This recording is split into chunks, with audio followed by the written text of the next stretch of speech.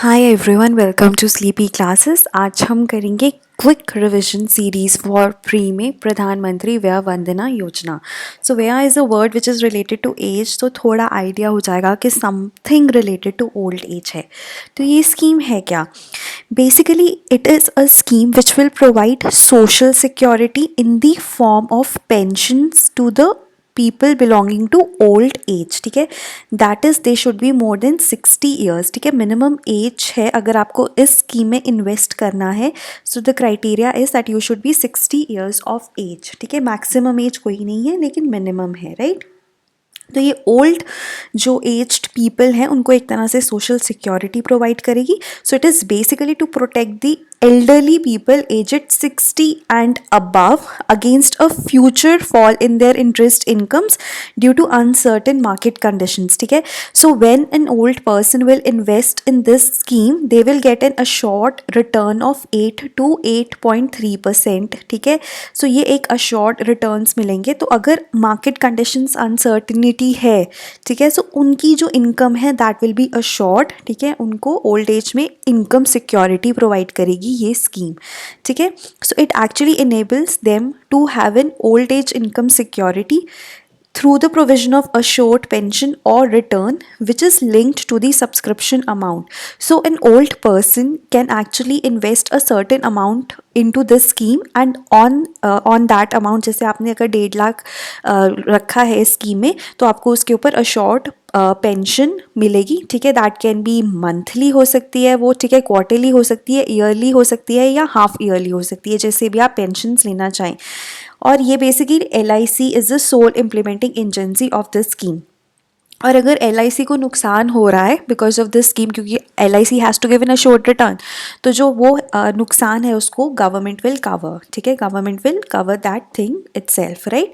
अब अगर हम फीचर्स देखें स्कीम के, ठीक है, अब ये स्कीम लॉन्च हुई थी May 4th 2017 को, और अभी बजट में इसमें कुछ चेंजेस इंट्रोड्यूस किए गए हैं, वो हम देखेंगे।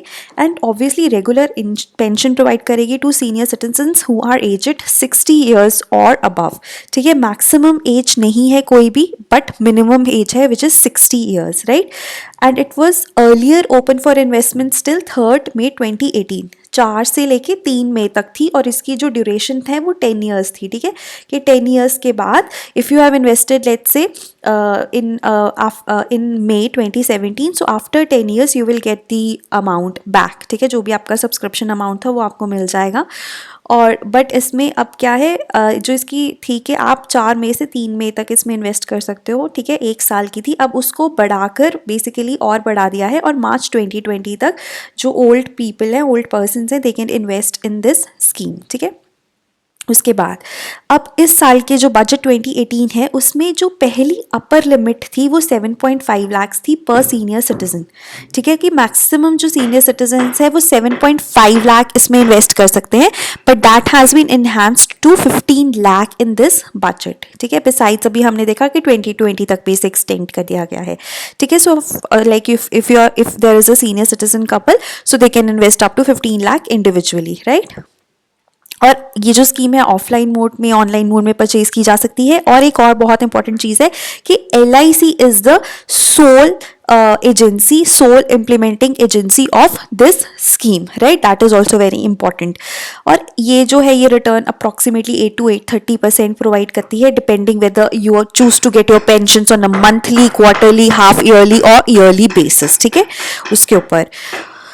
और उसके बाद ये चीज़ बहुत इंपॉर्टेंट है कि क्या क्या टैक्स एग्जेम्प्टेड है। देखो, जो डिपॉजिट है, ठीक है, that is exempted from income tax, but जो आप इंटरेस्ट करोगे earn, that is not exempted, right? Suppose a person has invested 7.5 lakh, so this amount is exempted, but इसके ऊपर जो इंटरेस्ट मिलेगा दैट इज नॉट एग्जेम्प्टेड।